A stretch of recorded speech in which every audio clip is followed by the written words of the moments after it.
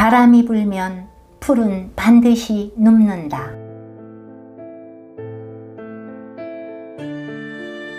개강자가 공자에게 정치를 묻자 공자가 대답했다. 정치란 바르게 하는 것이다. 그대가 바른 도리로 이끈다면 누가 감히 바르지 않겠는가. 안연. 개강자는 노나라의 재상이자 실권자로서 그 당시 노나라의 군주였던 예공보다도 오히려 더 큰 권력을 휘두르고 있었다. 개강자의 아버지는 개환자로 공자를 배척해 천하주유를 떠나게 했던 인물이다. 개환자는 죽을 때가 되어서야 개강자에게 공자를 다시 불러 함께 노나라를 잘 다스릴 것을 당부했다. 개강자는 여러 가지 이유로 공자를 직접 기용하지는 않았으나 공자의 제자 염구, 중궁 등을 가신으로 삼았다. 그리고 공자에게는 정치적 주요 현안에 대해 자문을 구했다. 이른바 멘토 역할을 부탁했던 것이다. 안타깝게도 개강자는 공자의 가르침에 따라 좋은 정치를 하지 않았다. 대를 이어 실권을 휘두르던 계시 가문의 권력자로서 공자의 가르침을 그대로 따르기에는 자질도 부족했고 그럴 필요를 느끼지 못했을지도 모른다. 공자의 정치란 지도자에게 권력보다는 희생과 솔선수범을 요구했기 때문이다.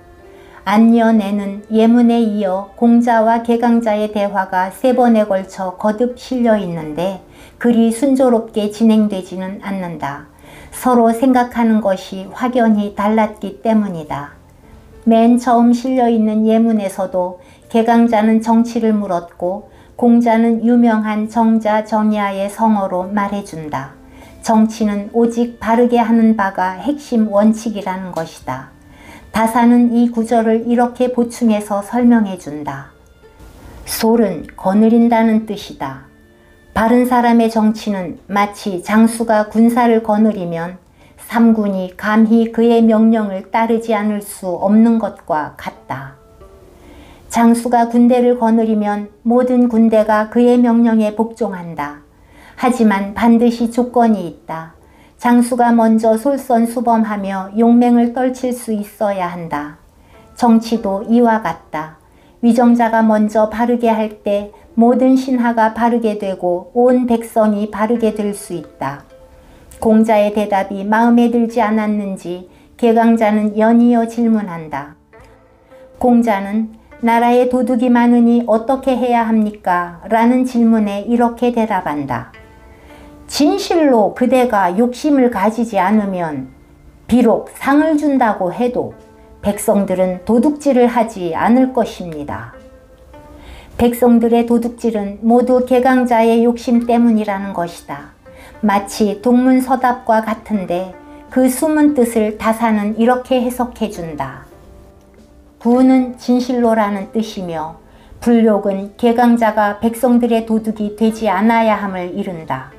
진실로 백성들의 것을 빼앗는 도둑이 되지 않고자 한다면 반드시 백성들을 맑고 바르게 가르쳐야 하며 그들의 삶이 후하게 되도록 만들어줘야 한다.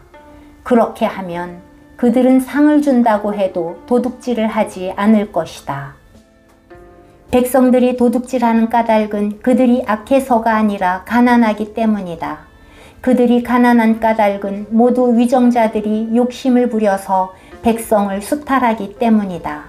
결국 백성의 것을 도둑질하는 사람이 위정자이며 위정자가 도둑질을 멈추면 백성이 잘 살게 되고 당연히 백성의 도둑질 역시 멈추게 되는 것이다.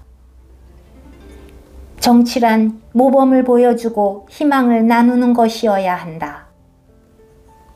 이어서 개강자는 또 질문을 하는데 가장 과격하다. 공자의 말이 계속 마음에 들지 않자 감정이 격해졌는지도 모른다. 만약 무도한 자를 죽여서 올바른 도리로 나아가게 한다면 어떻겠습니까? 이에 공자가 말했다. 그대는 어찌 정치를 하는데 죽이는 방법을 쓰려고 하는가? 그대가 선하고자 하면 백성도 선해지는 것이다. 군자의 덕은 바람이요 소인의 덕은 풀이다. 풀 위에 바람이 불면 풀은 반드시 눕기 마련이다. 개강자는 질문을 통해 자기 나름의 정치 철학을 피력했지만 공자의 뜻은 전혀 달랐다. 세 가지 질문을 보면 개강자는 나라의 정치가 어지러운 것은 모두 백성의 잘못이라고 생각했다. 따라서 그들을 가르치거나 강압적으로 벌을 내려 고쳐야 한다고 말한다. 그리고 그 생각에 공자가 동조해 주기를 바랐다. 그래서 연이어 비슷한 질문을 계속 던졌을 것이다. 마치 동조해 주지 않으면 질문을 멈추지 않을 태세다. 하지만 공자의 생각은 달랐다. 아무리 질문을 계속하고 동의를 강요해도 아닌 것을 맞는다고 할 수는 없기 때문이다. 공자는 나라가 어지럽고 백성들이 죄에 빠지는 것은 모두 위정자들의 잘못이라고 말했다. 백성들은 순박해서 위정자들이 이끄는 대로 따라할 따름이다. 그것을 공자는 비유로 표현하는데 간결하고 아름답다. 군자의 덕은 바람이고 백성의 덕은 풀이다. 바람이 불면 풀은 반드시 쓰러진다. 이 문장은 맹자도 자신의 책 맹자 등문공상에서 인용했다. 백성에 대한 위정자의 책임을 절실히 공감했기 때문일 것이다. 다산에게 정치란 철저히 백성을 사랑하는 마음을 바탕에 둔 활동이었다. 다산은 원정에서 정치의 원칙을 제시한다. 정치란 바로잡는다는 뜻이다. 똑같은 우리 백성인데도 누구는 토지의 이득과 혜택을 몇 배로 가져 부유한 생활을 하고 누구는 빈궁하게 살 것인가. 이 때문에 토지를 개량하고 백성들에게 골고루 나누어 바로잡았으니 이것이 정의다. 똑같은 백성인데도 누구는 멍청하면서도 높은 자리를 차지해 악을 전파하고 누구는 어질면서도 아랫자리에 눌려 있어 그 덕이 빛을 못 본다. 때문에 붕당을 없애고 공평하고 바른 도리를 넓혀 어진이를 기용해야 한다. 그리고 불초한 자를 몰아냄으로써 바로잡았으니 이것이 정의다. 다산에게 정치란 사람들의 어려움을 해소하고 잘 살게 해주는 것이었다. 끝까지 이를 이루지 못하고 귀양길에 떠났지만 대신 책으로 인간을 사랑하는 마음을 펼쳤다. 목민심서는 백성을 직접 대하고 다스리는 목민관이 취해야 할 마음가짐을 일러준다. 흠흠신서는 잔혹한 형벌로부터 백성을 지키고 생명을 구하기 위해 쓴 책이다.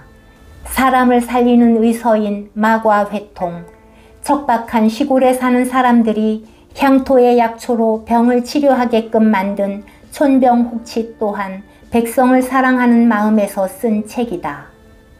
하지만 이 모두에 앞서 다산은 자신을 바로잡는 공부에 매진했다. 자신이 바르게 서야 비로소 타인을 사랑할 자격이 생긴다는 사실을 알았기 때문이다. 정치는 앞에 나서 뒷사람에게 등을 보여주는 행동이고 사람들의 절절한 사연을 찾아 듣는 태도여야 한다.